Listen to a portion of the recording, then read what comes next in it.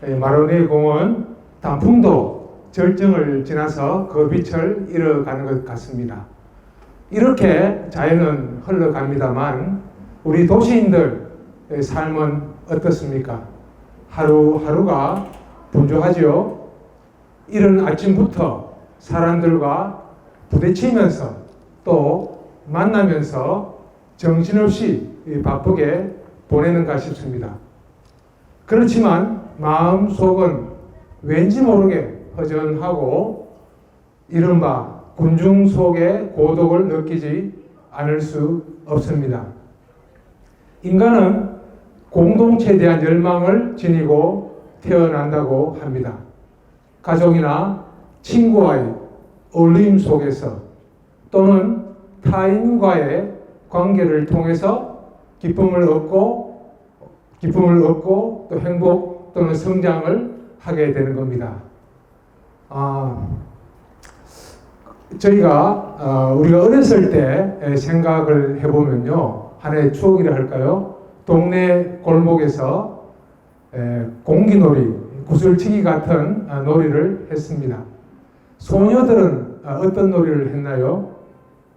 네, 고무줄 타기 놀이를 많이 했던 것 같습니다. 꼬마들이 옆에서 지켜보면서 한데 어울려 놀았습니다. 앞집, 뒷집으로 몰려다녔고요. 그 동네에 모르는 사람이 없었습니다. 바로 우리는 공동체에 살아가는 것입니다. 그런데 오늘날은 어떻습니까? 우리나라는 지난 짧은 기간 동안에 산업화를 이루면서 또 민주화를 거치면서 큰 변화를 겪게 되었습니다. 새로운 사회 문제에 봉착하게 된 것이죠. 경제 성장을 하면 행복할 줄 알았는데 만족도나 행복 수준은 그리 높지 않더라는 겁니다. 낮은 출산율과 급속한 고령화 그리고 높은 자살률 등등 해서 이렇게 각가지의 문제가 발생하고 있습니다. 그리고 또 어떻습니까? 노사대리, 빈부격차 같은 사회적 갈등은 갈수록 심해지는 것 같습니다. 요즘 2년 차이로 인한 갈등 또 얼마나 대립되는 상황입니까? 한마디로 우리 사회는 공동체 위기를 맞고 있다고 할 수 있습니다. 유엔에서 발표한 자료에 따르면요, 우리나라 행복 지수는 세계 54위를 기록하고 있습니다. 미국 난가주 대학의 리처드 이스털린이라는 교수는 한 나라가 부유해진다고 해서 국민들이 더 행복해지는 것은 아니다라고 말하였습니다. 우리나라는 2000년 이후로 국내 총 생산과 1인당 국민 소득이 1.5배 이상 증가하였습니다. 그러나 국민의 삶은 그만큼 나아지지 않았다고 이야기하고 있습니다. 왜 그렇게 됐을까요? 양극화와 사회적 유대가 급속히 붕괴되었기 때문입니다. 국민의 행복을 이야기할 때 흔히 부탄이라는 나라가 인용되고 있습니다. 부탄은 중국과 인도 사이에 끼어 있는 조그마한 나라인데요. 가족이나 이웃, 친구 사이 사회적 유대 관계가 행복을 지탱하는 가장 강력한 힘이라고 합니다. 2012년도 조사에 의하면 부탄 사람 87%는 남으로부터 경제적으로 어려울 때 남으로부터 돈을 빌리는 경우에 돈을 빌릴 수 있는 사람이 적어도 한 사람 이상 있다고 조사가 되었습니다. 그런데 우리나라는 어떨까요? 2015년도 OECD 조사에서 사회적 지원 네트워크에 관한 질문이 있었습니다. 공경에 처했을 때 도움을 받을 수 있는 가족이나 친구가 있는가 하는 항목에서 최하위를 기록하였습니다. 1등만이 살아남는 무한경쟁 속에서 그 해답을 저는 마을 공동체에서 찾아볼 수 있다고 생각합니다.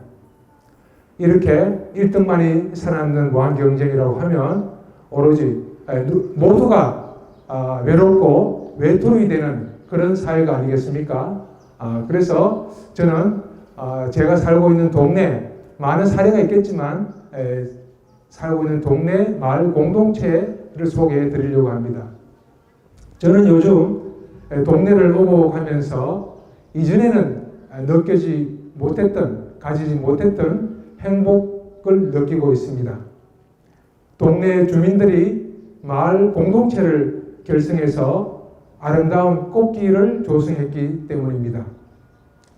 꽃길이 만들어지기 전 그 땅은 아파트 단지 담장과 보도블록 사이 경계에 놓여 있어서 오랫동안 방치되어 있었습니다.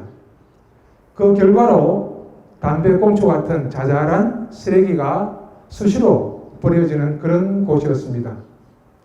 그러나 이제는 완전 탈바꿈해서 베고니아와 국화가 심어져 있고요. 활짝 핀 꽃들이 행복감을 선사해 주고 있습니다. 공동체 이름은 도곡 행복마을인데요.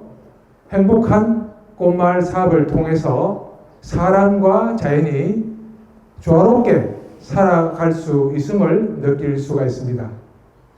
꽃밭에는 나눔과 감사, 배려, 정직의 표말이 세워져 있습니다.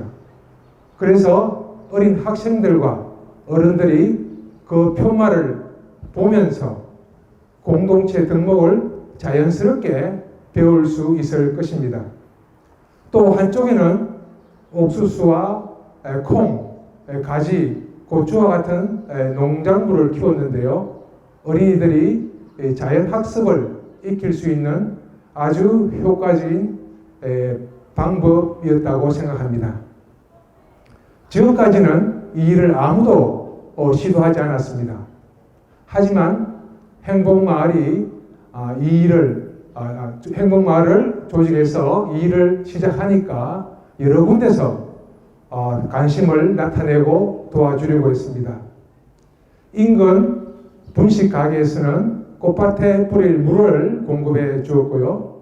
이웃 아파트 단지에서는 꽃밭에 LED 전등을 설치해 주었습니다. 관할 구청에서는 꽃길 주변 보행도로 정비에 신경을 많이 써 주었습니다. 그야말로 민관 화합의 꽃밭이 되었습니다. 그리고 그 꽃밭 사업 말고도 마을 공동체에서는 행복 강연을 4번에 걸쳐서 진행했는데요. 많은 주민들이 자발적으로 참석해서 행복에 대한 관심이 아주 높다는 것을 새삼 알게 되었습니다. 마을 공동체는 전국적으로 수백 개 또는 1000개 이상 존재하는 것으로 추정되고 있습니다. 서울에서는 성미산 마을 공동체가 대표적인데요. 혹시 알고 계시나요? 서울 마포구 성산동, 망원동, 서교동 일대에 소재해 있습니다. 해발 66m 정도 되는 성미산이 주변에 있어서 성미산 마을이라고 알려져 있는데요. 가구가 한 1000가구가 넘는 주민이 살고 있습니다. 지금으로부터 25년 전에 젊은 맞벌이 부부들이 모여서 육아 문제를 고민하면서 모임이 시작되었다고 합니다. 그 결과로 공동육아 협동조합이 설립되었고요.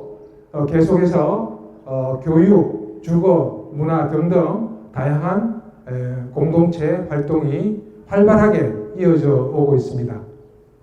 그 마을로 이사간 사람들은 공동체의 장점들을 향유하면서 다른 곳으로 떠나가지 않는다고 합니다. 육아 문제를 해결할 수 있고 또 어린이들이 자라면서 겪는 어려움들을 동네 형, 동생들이 서로 이끌어주면서 극복할 수 있기 때문입니다. 어른들도 이웃 사촌처럼 지내면서 행복한 생활을 누리고 있다고 합니다. 어떻습니까? 이러한 마을 공동체라면 현대의 많은 문제들이 쉽게 풀리지 않을까요? 또 다른 마을 공동체 사례가 있습니다. 서울 동작구 상도동에 성대골이라는 동네가 있습니다. 2011년도 원전 사고 기억하실 겁니다. 후쿠시마 원전 사고였죠. 그 사건이 계기로 해서 그 동네 마을 주부들이 에너지 문제에 관심을 가지기 시작했습니다. 그래서 동네 마을 도서관에 모여서 전기절약 캠페인 운동을 펼쳤는데요. 매달 가정별로 전기 사용량을 그래프로 그려서 비교했다는 것입니다. 그렇게 해서 전기 절약을 실천한 것이죠. 현재는 마을 기업과 협동조합 같은 조직으로 발전해서 일자리도 창출하고 또 주민들 화합도 이루어내고 있다고 합니다. 저는 우연한 기회에 동네 마을 공동체에 참여하게 되었습니다. 공동체 일원으로서 행복한 마을을 가꾸는데 이웃과 함께 힘을 모으고 있습니다. 50+ 세대가 자신의 경력을 마을 공동체에서 활용한다면 행복을 얻는 좋은 방법이 될 것이라고 생각합니다. 1차적으로 자신이 살고 있는 동네 마을 공동체에 관심을 가져보면 어떻겠습니까? 감사합니다.